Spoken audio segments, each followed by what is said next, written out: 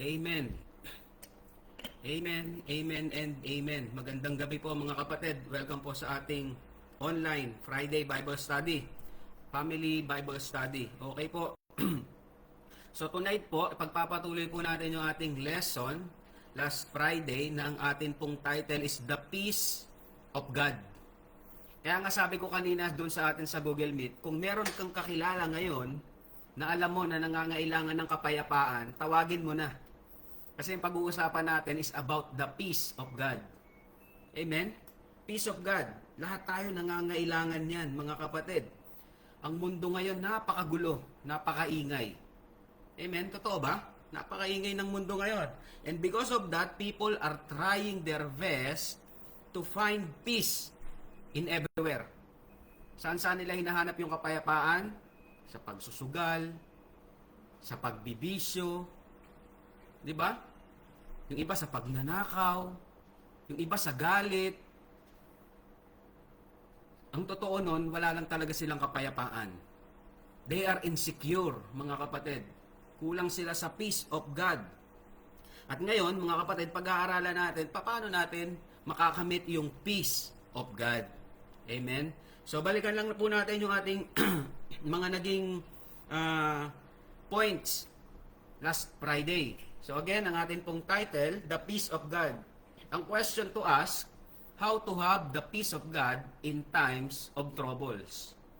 So ayan ang pinakamagandang tanong. Kasi lahat tayo dumadaan sa troubles. Amen? Hindi tayo exempted dyan. At ang ating verses na pinag-aaralan, kinuha natin sa Philippians chapter 4, verses 1 to 9, na binasa na ni Brother Paul kanina. And hindi na natin siya babasahin, no? To save time. Pero dadaanan naman natin yung mga verses na yan along the way ng ating pag-aaral.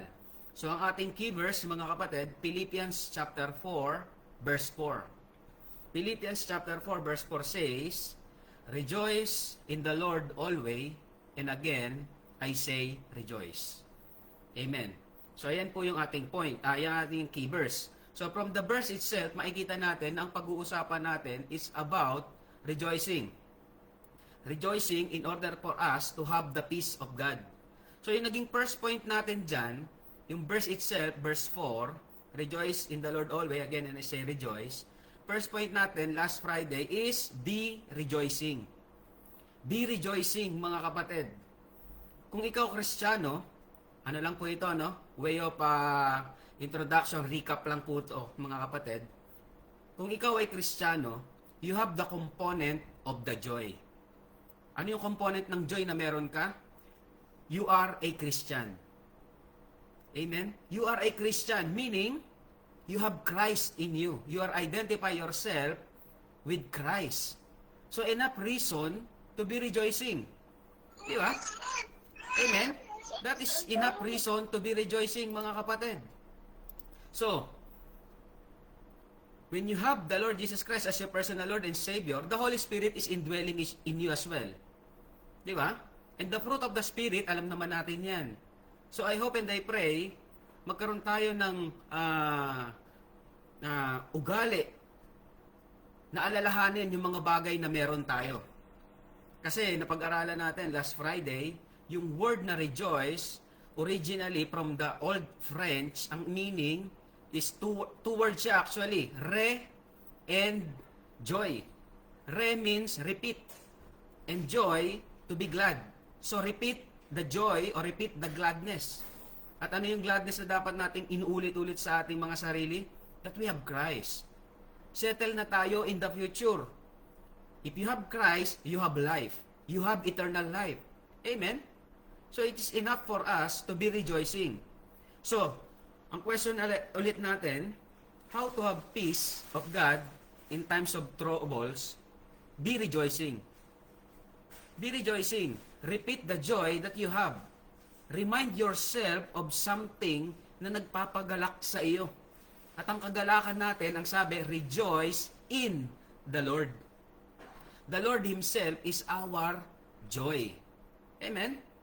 So, yan yung ating first point, ano? Sa first point natin, na pag-aralan din natin, na in order for us to be rejoicing, stop comparing. tigilan natin yung pagkukumpara. Especially pag pupunta ka sa social media, hindi lahat ng nakikita mo sa social media totoo. Yung nakita mong may nakasandal sa kotse, ang totoo nun, nakisandal lang yon, nagpa-picture lang yon, hindi kanya yon. Yung iba naman, ang ganda ng bahay. Pero utang yon. And again, mga kapatid, those things are temporal. Hindi dapat dyan nakalagak yung ating kagalakan. Amen? Stop comparing, stop complaining, and stop speaking of negative things sa ibang tao at sa iyong sarili. Amen? Do not identify yourself to this world. Identify yourself with Christ. Ayan yung ating identification. Be rejoicing. Amen? And second point natin, kinuha natin sa verse 5. Philippians chapter 4, verse 5, ang point natin dyan is, be gentle. Be gentle. Philippians 4:5 says, let your moderation or your gentleness be known unto all men. The Lord is at hand. Amen? Ang dami ngayon rude. Magaspang yung pag-uugali. Sabi ko nga, bakit sila ganon? Because they don't have the peace of God. They are insecure. Kasi ang security nila naandito, nakalagak sa mundo. Diba? Napag-aralan natin last Friday, kung Kristiyano ka, set your affection on things above, not on things on the earth. Kasi hindi ka magkakaroon ng satisfaction if you put your faith or your trust or your peace sa mga bagay na yon. Diba? Amen? So, be gentle. Be gentle, mga kapatid, kasi that is one of the fruits of the Spirit. Galatians 5:22 ang sabi dyan, but the fruit of the Spirit is love, joy, peace, long-suffering, at yung word na gentleness. Ang question kasi, mga kapatid, pag tayo ba may problema, gentle pa ba tayo? Gentle ka pa ba? Nakikita pa ba si Kristo sa'yo pag may problema ka? O lagi ka na lang galit? Hindi ka na makausap?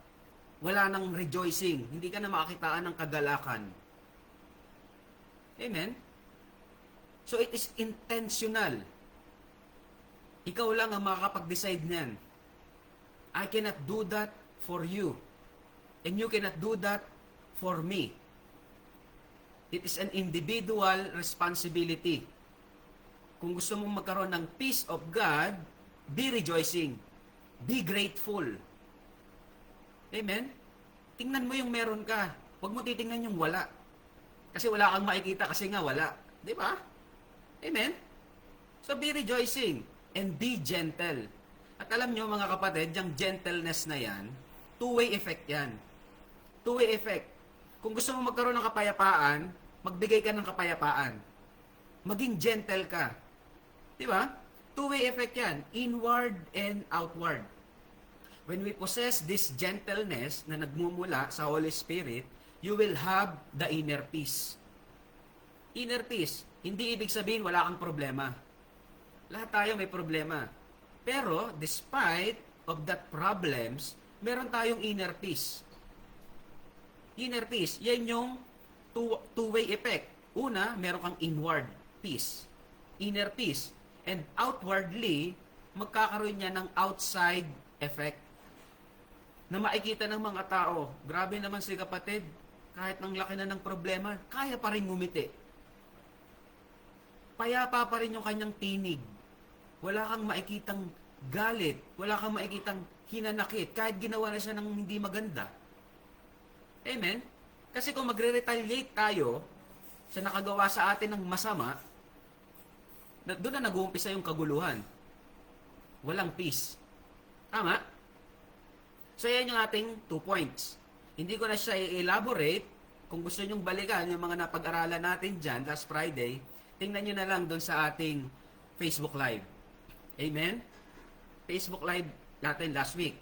So, ang ating title again, The Peace of God. The question to ask, how to have peace of God in times of troubles? First point natin, be rejoicing. be rejoicing. And second point natin, be gentle.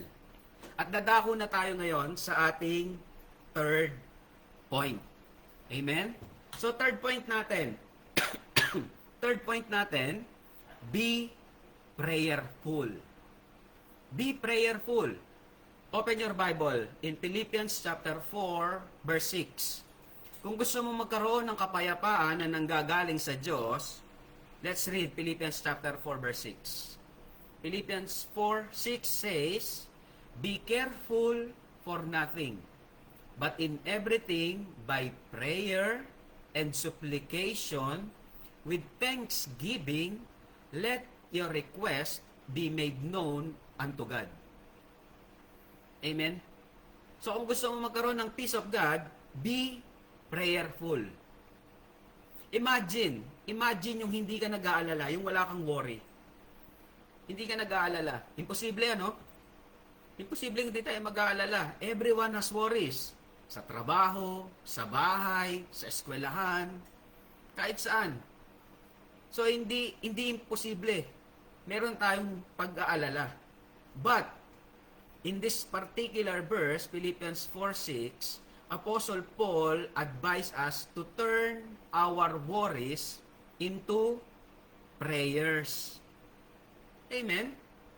Ulitin natin yung verse, sabi, be careful for nothing, but in everything by prayer, and supplication, with thanksgiving, let your request be made known unto God. Kung isa-summarize mo itong verse na ito, Philippians 4:6, o kung ilalagay mo lang siya, put into one word, ang ibig sabihin niyan, pray. Pray. Take time to listen to God. What He has to say about your situation. Amen? Yan ang kulang na kulang sa atin, kahit pa sa mga Kristiyano.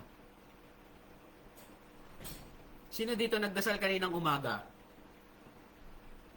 Amen. Amen kung nagdasal ka kaninang umaga. Sino dito nagdasal nung kumakain siya, tanghalian? Amen. Sino dito nagdasal bago matulog kagabi? Amen. Amen ano? Pero titingnan natin, sabi dito mga kapatid, be careful for nothing, but in everything. Sa lahat ng bagay. Sa lahat ng pagkakataon. Pray without ceasing, sabi pa ng isang verse. Amen? So, ngayon mga kapatid, ang hamon sa atin, kailan mo huling kinausap ang Panginoon about your everything? Sa lahat. Sa lahat mga kapatid. Sabi ng salita ng Panginoon, be careful. Or in other words, don't worry. Don't worry for anything. But pray. Amen?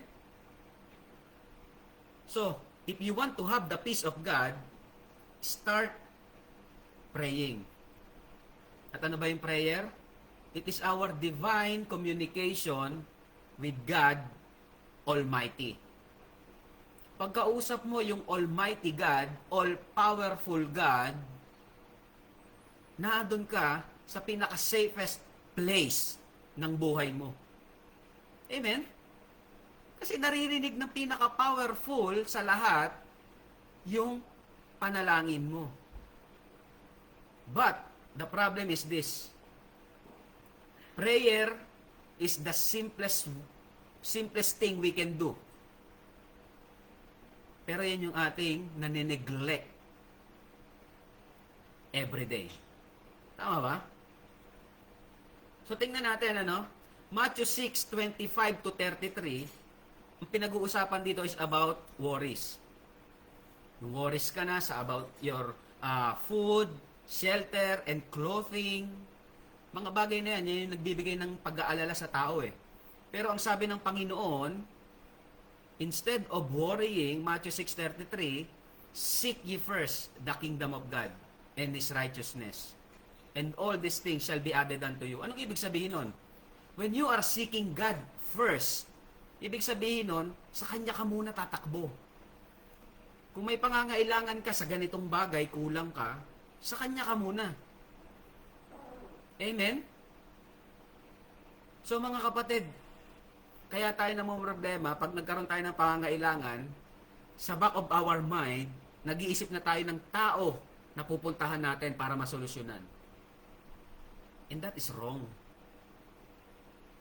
Huwag nating ilalagay yung ating faith sa tao. Kasi pagka ikaw, binasted nan, disappointed ka, wala kang peace. Di ba?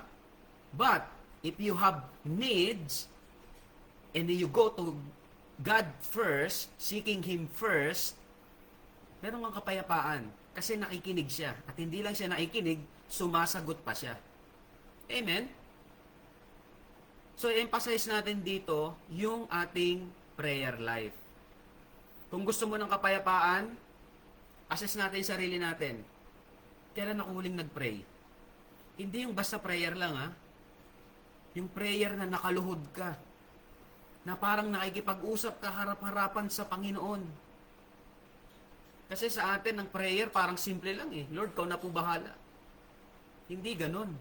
Hindi ganon ang prayer na hinahanap sa atin o ina-expect sa atin ng Panginoon. Ephesians chapter 6 verse 18. Sabi dito, praying always with all prayer and supplication in the Spirit. Yung pananalangin mo, dapat guided ka ng Holy Spirit. Hindi yung sarili mo lang.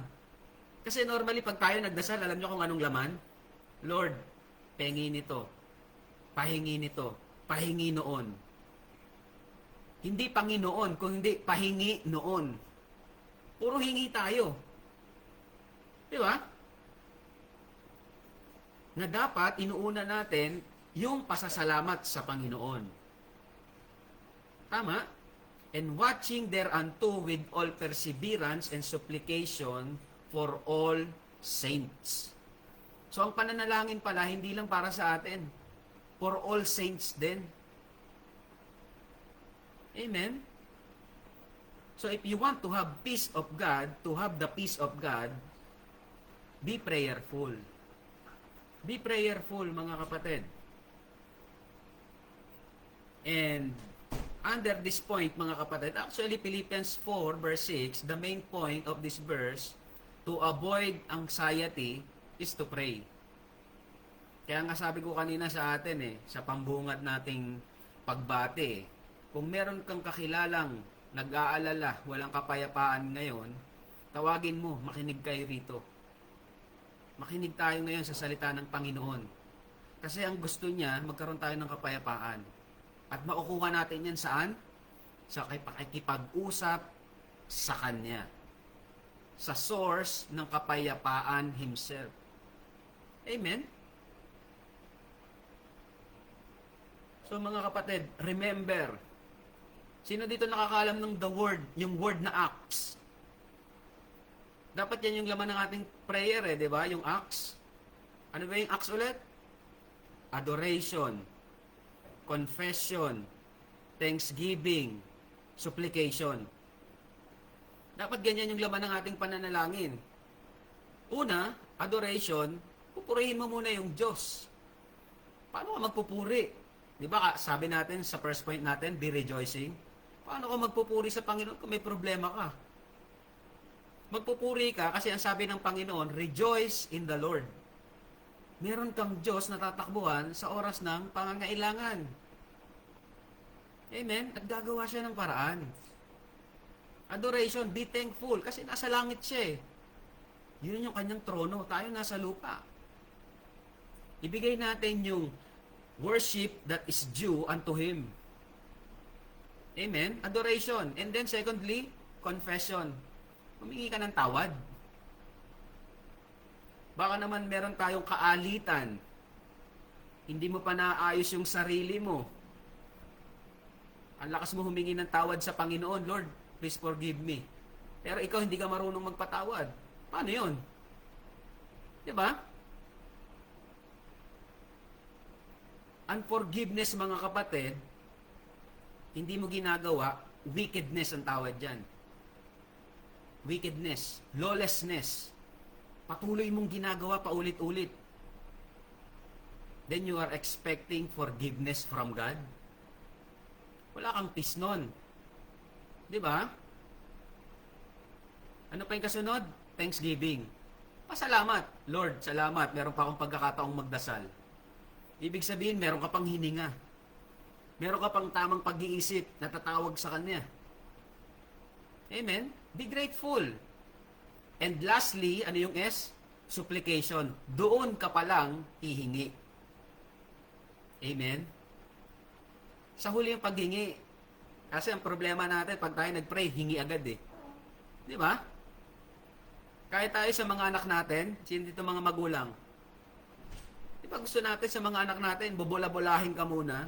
Ganda ni mommy ah. Ganda ng gupit ni daddy ah. O sabay, baka meron ka dyang 200. O, tsaka ka babanat ng ganyan, di ba? Ganon din sa Panginoon. So again, to have that peace of God, be prayerful. Be prayerful. Pero sasabihin natin, alam naman ng Diyos lahat eh.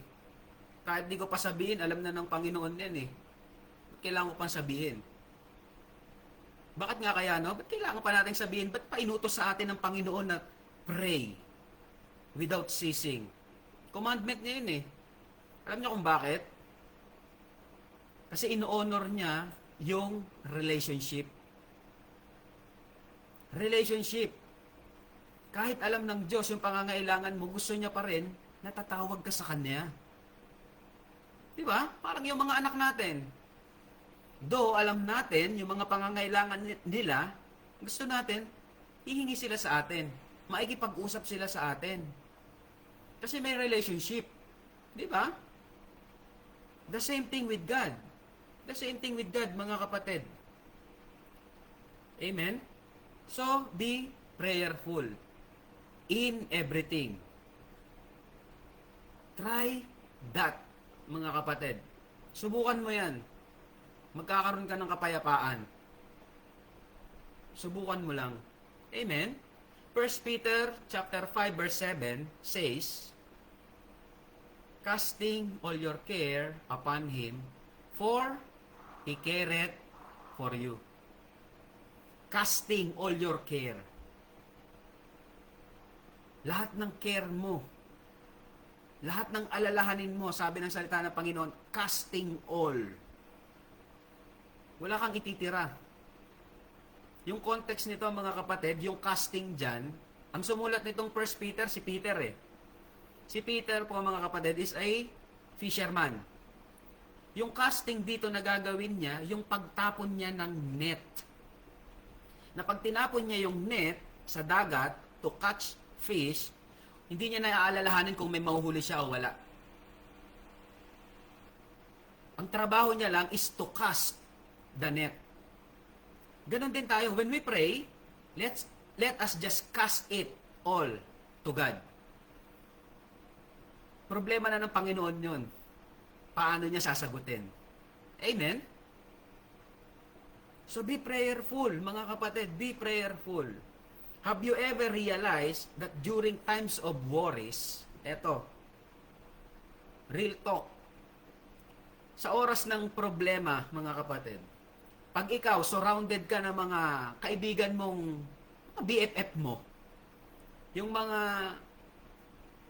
kaututang dila mo, di ba kahit na napakalaki ng problema mo, pag naandyan sila, konting salita lang nila, tatawa ka na. May relief. Di ba? Yung alam mong naandyan sila, how much more kung alam mo na ang kausap mo ay ang Diyos na makapangyarihan sa lahat, na may gawa ng langit at lupa. Di ba? Magkakaroon tayo ng masigit na kapayapaan kaysa sa maibibigay ng tao na ating mga inaasahan. Di ba? So despite the difficulties, we can smile. We can smile. We can laugh. Di ba? So in order for us to have peace of God, Una, first point, be rejoicing. Magalak tayo. Kasi palangit na tayo eh. Anak tayo ng Diyos. Amen? Be gentle. Let your moderation be made known unto all men. Dapat makita ng lahat yung iyong gentleness at meron kang moderator na sinusundan. Sino yung moderator natin? Holy Spirit. Word of God. The Lord Jesus Christ. So kung yan ang moderator mo, magkakaroon ka talaga ng moderation. Magkakaroon ka talaga ng gentleness. Magkakaroon ka ng peace. Amen? Be rejoicing, be gentle, and be prayerful. Kasi mga kapatid, ang pag-aalala, worrying accomplishes nothing. Maniwala kayo, kasi dinadanas ko yan. Dinanas ko yan. Worry accomplishes nothing. It's like you're bringing a flat spare tire and it won't take you anywhere.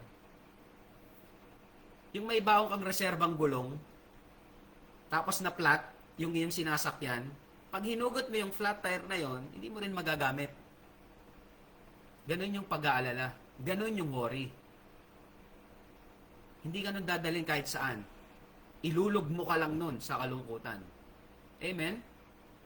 So, ang sabi ng verse natin, Philippians 4:6, be careful for nothing but in everything by prayer and supplication with thanksgiving, let your request be made known unto God.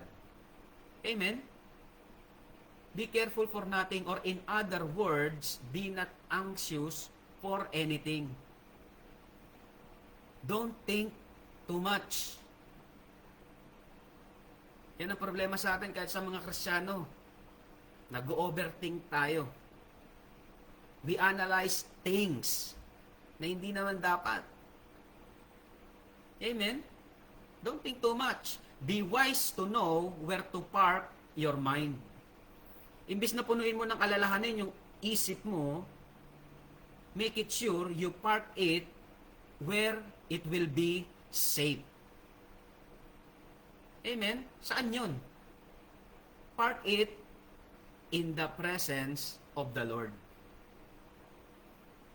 Bago pa pumutok yung iyong pag-aalala ng sobra-sobra at ilubog ka nito para ma-paralyze ka at hindi ka na makapag-isip, pray. Turn your eyes upon Jesus. Hebrews 12:2. Hebrews 12:2 says, looking unto Jesus, the author and finisher of our faith. Amen? May pattern na tayo eh. The Lord Jesus Christ Himself. Anong ginawa niya? Who for the joy that was set before Him endured the cross, despising the shame, and is set down at the right hand of the throne of God. So instead of looking and focusing on our problems, anxieties, worries, set your eyes upon Jesus. Amen? We need to realize that worry is a waste of precious time. It will not solve any problem. It will never brings any solution. Anong ginagawa ng pag-aalala? It will just pull us away from the presence of the Lord. Hihilahin ka lang yan. Wala kang kapayapaan dyan. So why worry when you can pray? Commandment yon. Pag hindi ka nagdadasal, you are committing na magkasala dito sa commandment na ito. Amen? Ang sabi, in everything, pray. Amen? At hindi doon natapos. Tingnan pa natin yung verse. Sabi dito ng verse, be careful for nothing, but in everything by prayer and supplications with thanksgiving. Dapat with a thankful heart. Amen? So paano ka nga naman magiging rejoicing kung ang puso mo ay walang laman ng pagpapasalamat? Di ba? Hindi mo magagawa yung first point na rejoicing, be rejoicing. Hindi mo rin magagawa yung maging gentle if you do not possess a thankful heart. Thankful heart. You cannot rejoice and you cannot be gentle if you don't have a thankful heart. You can only have that when you remind yourself of the goodness of God. Paano? By prayer. Ano yung prayer? It is our divine communication with God. When we listen to preaching, when we read the words of God, when we listen to Bible studies like this, siya yung nagsasalita. Di ba? Two-way communication yan eh. And then, pag nakarinig tayo ng mga pangako ng salita ng Panginoon, tayo naman yung mag-claim nun at tayo ang magsasalita na. Amen? Be thankful. Be thankful. Kasama yan sa pananalangin. Amen? 1 Timothy chapter 2 verse 1. Meron ditong basic types of prayer. 1 Timothy chapter 2 verse 1 says, I exhort therefore that first of all, unang-una sa lahat, I exhort you therefore. Sabi ni Apostle Paul kay Timothy. First of all, supplications, prayers, intercessions, and giving of thanks be made for all men. So yun daw yung dapat mong ginagawa. Though ito ay specifically sinulat ni Paul kay Timothy, yan din yung paalaala sa atin. Dapat ito yung ating ginagawa. Too many prayers are wasted because they are so general. Ano ibig sabihin nun? Makikita natin dito sa 1 Timothy chapter 2 verse 1, yung word na supplications. Yung supplications, mga kapatid, ito yung specific request. Specific request. Let your request be made known unto God. Diba? Sabi sa Philippians 4:6, sabihin mo sa Panginoon yung gusto mo. Be specific in your prayers. Kaya hindi sinasagot kasi we are so general in our prayer. For example, may panalangin ka, Lord, please give me a blessing. Diba ganyan tayo? Lord, bless mo naman po ako. Pero sasabihin sa'yo ng Panginoon, which one? Paano kita i-bless? Saan? Saang bagay? So be specific. Yun yung tinatawag na supplication. Amen? Yun yung supplication. Be specific with your prayers. Para pag sinagot ng Panginoon, sinagot ng Panginoon ito. Be specific. Di ba? Pangalawa, sabi dyan, first of all, supplications, then prayers. Ano yung prayers? Prayers is the summation. Ito yung kabuuan talaga. This terms is used to classify all communication with God. When we are reading the words of God, hearing His preaching, teaching of God's words, and we give our supplications, yun yung buong pananalangin. That is prayer. And meron ditong sinasabi pa, intercessions. Ano naman yung intercessions? Prayers for others. Ang pananalangin hindi lang puro for me, myself, and I. Intercessions, prayers for others. That is important to keep your motives, your heart pure, and keep your selfish eyes off yourself. Kasi kung pinapanalangin mo yung pangangailangan ng iba, makakalimutan mo yung sarili mo eh. At pag nakalimutan mo yung sarili mo, you deny yourself, die to your desires, mga kapatid, makikita ng Panginoon, mas concerned siya sa pangangailangan ng iba, ibibigay ko yung pangangailangan nito. Di ba? Selfless prayers, intercessions, prayers for others. And ano pa yung kasunod? Sa 1 Timothy 2:1, meron pa ditong binabanggit na, and giving of thanks. Give thanks. Dapat lagi tayong mapagpasalamat.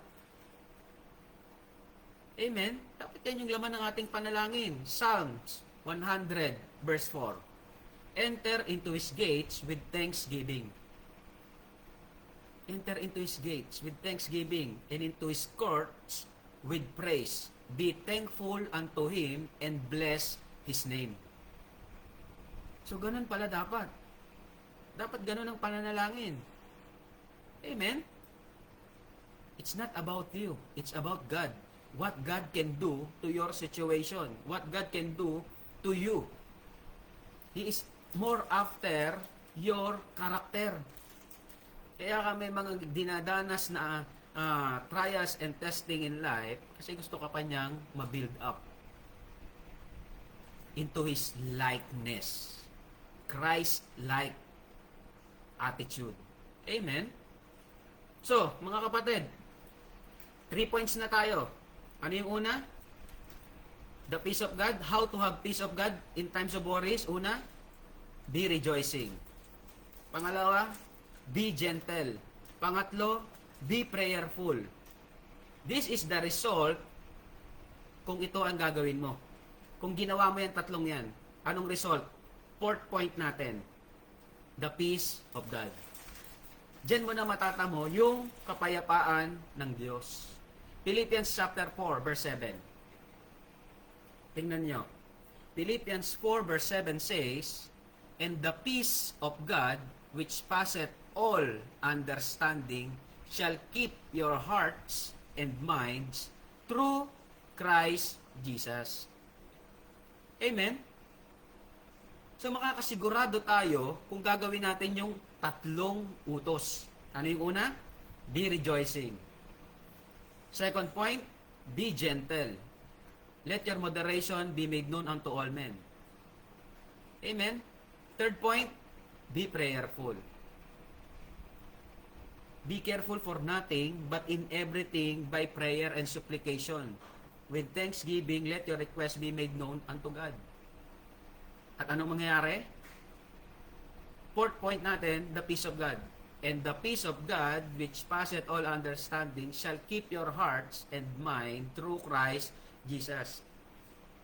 Alam niyo yung peace na ito, hindi ito yung peace na makukuha ng mga tao sa mundo. Di ba, nabanggit ko kanina, maraming tao naghahanap ng peace sa pera. Sa pera. Kita niyo naman, yung gobyerno natin sa Pilipinas. Di ba? Corruption. Akala nila, pag maraming pera, maraming kapayapaan. Hindi. Ang idudulot pa niyan, kaguluhan. At yung peace of God na tinutukoy dito ng salita ng Panginoon, the peace that we cannot have from the Word. John 14:27. John 14:27 says, the Lord Jesus Christ is speaking here. Peace I leave with you. My peace I give unto you. Not as the world giveth, give I unto you. Let not your heart be troubled, neither let it be afraid. True peace, mga kapatid, is not found in positive thinking. Yung mag-isip ka lang ng positive, hindi. Guguluhin ng diablo yung isip mo kung hindi tamang peace yung nakalagay dyan. Hindi rin siya in the absence of conflict. Hindi. Hindi dahil walang conflict, may peace ka na. Hindi. May mga taong wala namang problema pero walang kapayapaan. Amen? Or in good feelings. Hindi rin. Kailan makukuha yung peace? Having the peace of God. Paano makukuha yon? Having Jesus Christ as your personal Lord and Savior. Romans. Tingnan nyo sa Romans. Romans 5:8. Tingnan nyo mga kapatid.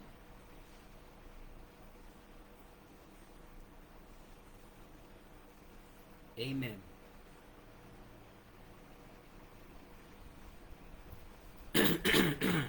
So before that, mga kapatid, itong peace na ito na ibinibigay ng Panginoon, the peace that the world cannot give, ito yung peace na nanggagaling sa Kanya. Paano magkakaroon yan? Pag meron kang personal na relasyon kay Kristo. Romans 5:8 says, tingnan natin sa Romans 5.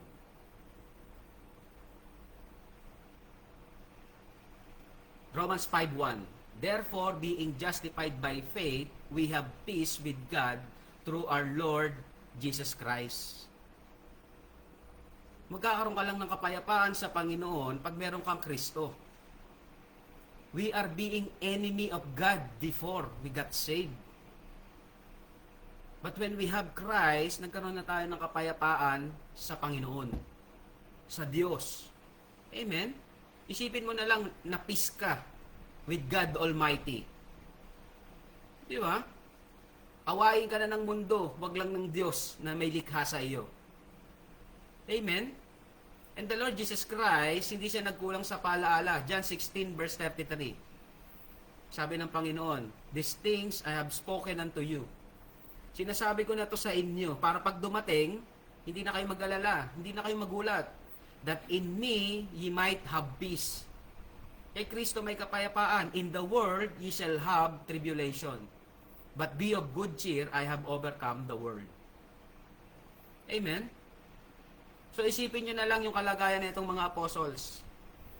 Itong tagpo na ito sa John chapter 16 verse 33, aalis ng Panginoon nagpapaalam na siya. Mamamatay siya. Aalis siya, iiwan niya yung kanyang mga alagad. Anong mangyayari? Mawawalan sila ng leader. Yung inaasahan nilang Mesaya ay papako sa krus. Magtatakbuhan silang lahat, iiwan nila ang Panginoon.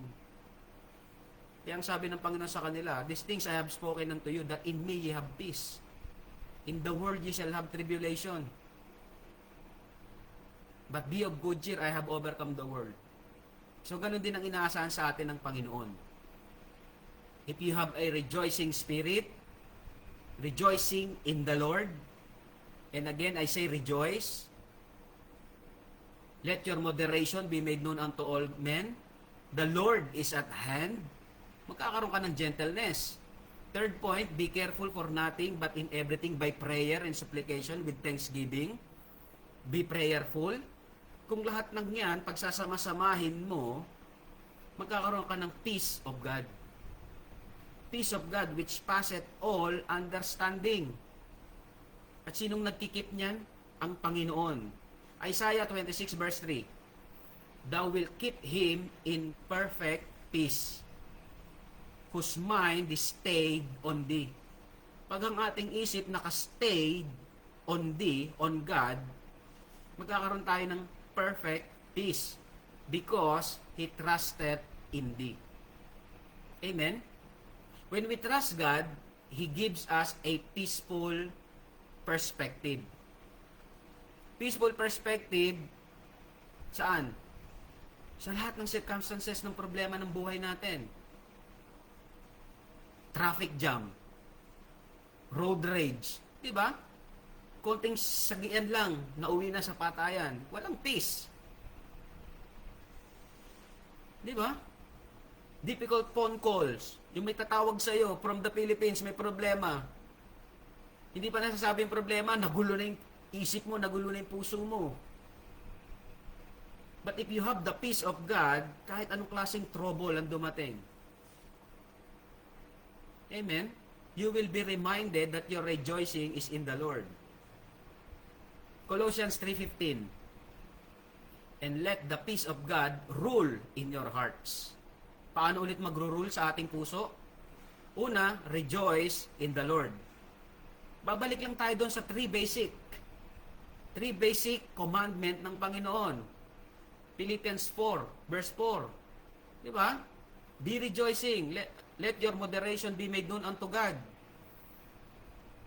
Be prayerful. And let the peace of God rule in your hearts, to the which also ye are called in one body, and be ye thankful. Again, babalik tayo sa pagiging thankful. Amen? Ephesians 3:19. And to know the love of Christ. Pag alam mo yung pagmamahal ng Panginoon, sabi diyan, which passeth knowledge, that ye might be filled with all the fullness of God. Knowing Christ, mga kapatid, knowing the love of Christ will give you knowledge. Will give you knowledge. It surpasses any difficult circumstances in life. Magkakaroon ka ng pagkaunawa. Amen? So, mga kapatid, our peace, mga kapatid, with God, peace with God, huwag natin pagkakalituhin ito, no? Sabi sa Romans 5:1, sa binasa natin kanina, we have peace with God. The moment we are saved, We have peace with God. Sabi diyan, therefore, being justified by faith, we have peace with God through Christ Jesus. We have peace with God. Our peace with God is sealed forever. Forever na yon, sealed na yon, and it was made happen and in effect with the precious blood of the Lord Jesus Christ. No one can take that away from us. Yung peace with God. Binayaran na ng dugo ng Panginoon ang ating mga kasalanan. Romans 8, chapter 8, verse 38 to 39. Sabi dito, for I am persuaded that neither death, nor life, nor angels, nor principalities, nor powers, nor things present, nor things to come, nor height, nor depth, nor any other creature shall be able to separate us from the love of God, which is in Christ Jesus our Lord. So wala nang makakapag-separate sa atin sa pagmamahal ng Diyos through Christ. Yan yung peace with God. But the peace of God is not present in every child of God. Kahit anak ka pa ng Diyos, pwedeng wala kang peace of God. Peace with God meron, kasi alam mo sa heaven ka pupunta after all this life, pero yung peace of God, it's not present in every child of God. That is available only to those who are following the 3 commands that God asks us to do. Basahin ulit natin yung verses. Philippians 4, rejoice in the Lord always, and again I say rejoice. Ayun yung una. Philippians 4, verse 5, let your moderation be made known unto all men, the Lord is at hand. Verse 6, be careful for nothing, but in everything by prayer and supplication, with thanksgiving, let your requests be made known unto God. Your mind will be aligned to God's will. Pag ginawa natin yan, tatlong verses na yan. And we know that the will of God is to have peace. Magkaroon tayo ng peace. Jeremiah 29:11. Jeremiah 29:11 says, for I know the thoughts that I think toward you. Sabi ng Panginoon, alam ko sa isip ko kung ano ang gusto kong mangyari sa iyo. Saith the Lord. Ano raw? The thoughts of peace and not of evil to give you an expected end. Amen? Yun yung gusto sa'yo ng Diyos. Pero dapat, gawin mo yung 3 command. Basahin natin kasunod. Jeremiah 29 verse 12. Then shall ye call upon me. Nakita nyo, call upon me, prayer pa rin. And ye shall go and pray unto me, and I will hearken unto you. Pag tumawag ka, pakikinggan ka ng Panginoon. Verse 13, and ye shall seek me and find me. Ang Panginoon hindi nagtatago pag mayroon tayong pangangailangan. Hindi gaya ng mga inuutangan natin. Di ba? Mag-message ka palang Mars. O alam na, block ka na kagad. Panginoon hindi. And ye shall seek me and find me when ye shall search for me with all your heart. Yung verses 12 and 13 na yan is the other way of God asking us to do Philippians 4 verse 4, 5, and 6. Amen? So mga kapatid, remember that this peace of God can only obtain alone through Christ Jesus our Lord. Apart from Jesus, there's no peace. Dapat maunawaan natin yan. So, tonight, kung nakikinig ka ngayon and you do not have the personal relationship with the Lord Jesus Christ, accept Him as your personal Lord and Savior. That He died, buried, and 3 days later, He rose back again.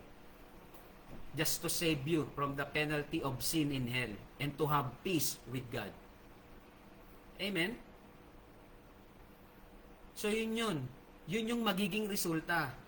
Yun yung magiging resulta ng ating pagsunod sa Panginoon.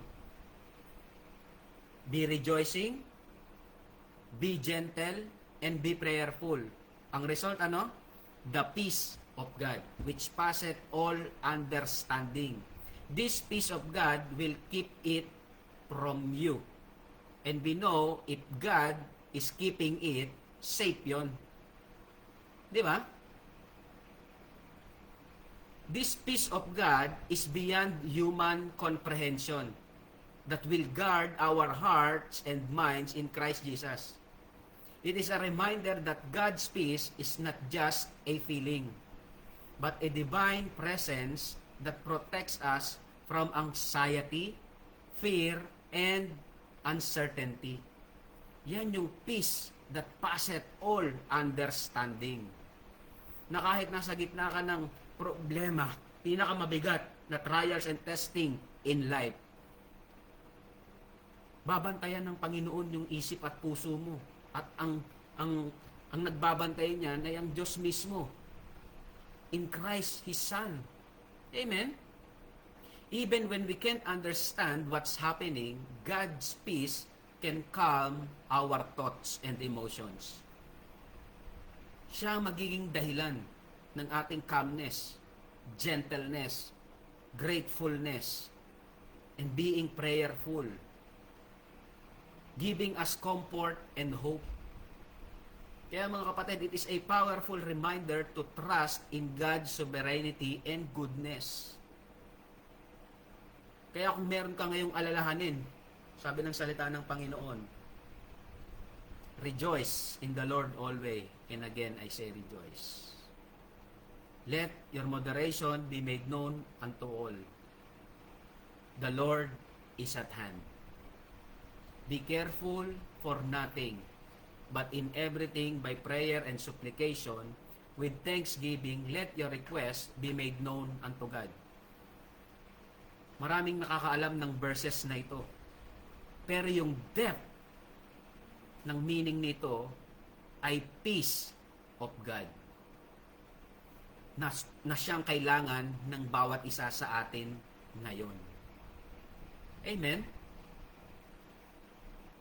So mga kapatid, kung wala akong kapayapaan ngayon ng salita ng Panginoon, ang message na ito ay hindi aksidenteng naririnig mo. It is a reminder to you.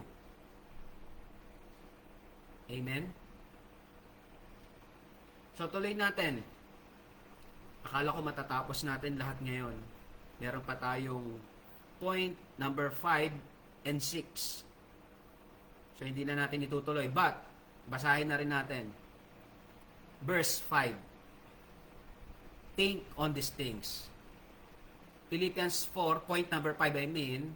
Philippians chapter 4, verse 8, point number 5. Think on these things. Ano yung think on these things? Finally, brethren, whatsoever things are true, totoo, whatsoever things are honest, tapat, whatsoever things are just, whatsoever things are pure, whatsoever things are lovely, whatsoever things are of good report, if there be any virtue, and if there be any praise, think on these things. Isipin mo yung mga yon, yung mga bagay na yon. Whatsoever are true, honest, just, pure, lovely, good report, if there's be any be praise, think on these things. Isipin mo yung mga bagay na yan. Bago ka pa mag-alala, magkakaroon ka ng peace of God kung yan ang laman ng isip at puso mo. Amen? So I hope and I pray mga kapatid, itong verses na ito sa Philippians chapter 4, verses 4, 5, 6, and 7 is enough to remind ourselves na in order for us to have the peace of God, sa Kanya tayo uuwi. Amen? So itutuloy natin itong point number 5 next Friday. 5 and 6.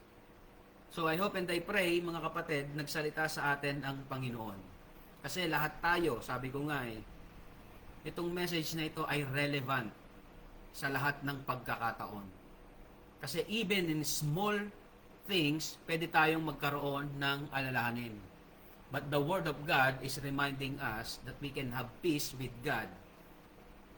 And we can find it only in Jesus. Amen? So dito natin tatapusin yung ating Bible study tonight. I hope and I pray the Lord speak to you in His own personal ways. Amen? So, dyan natin tatapusin yung ating Bible study and itutuloy natin next Friday. Ang title natin again, The Peace of God. How to have peace of God in times of worries, be rejoicing, be gentle, be prayerful. And ang result, point number 4, the peace of God, which passeth all understanding. Amen? Yan yung magiging result kung italagay natin yung ating faith doon sa 3 commandments na naibigay sa atin ng Panginoon. Which passeth all understanding shall keep your hearts and mind through Christ Jesus, our Lord. Amen? So, God bless po mga kapatid. Naway, while I'm speaking here, nagsalita sa inyo ang Panginoon in His own special way. Amen? So, kung dadanas tayo ngayon ng alalahanin, anxiety na gumugulo sa ating paglakad bilang mananampalataya, alalahanin natin itong mga verses na ito. Philippians chapter 4, verses 4 to 7. God bless you and to God be the glory. Amen and amen. So before we end our Bible study sa Facebook Online, tingnan muna natin kung sino yung mga nakasama natin bago tayo dumako ulit sa ating Google Meet. Tingnan natin sino mga nakasama natin sa ating Facebook Online. Amen.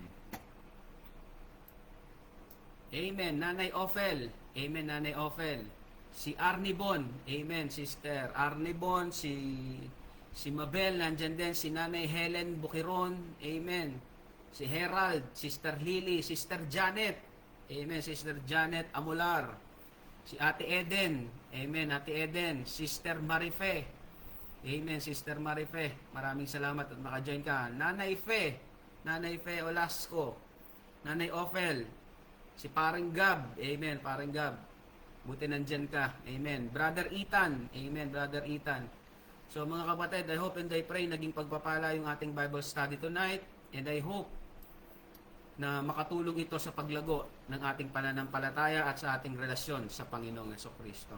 God bless you and to God be the glory. End po natin yung ating Facebook Live at dadako po tayo sa ating Google Meet for our Thanksgiving and prayer time. Mga kapatid, sa Facebook Live, kung meron po kayong prayer request or Thanksgiving, you can just send the message po. PM lang po. PM is the key para ipag-pray natin yan. Amen? God bless you and to God be the glory.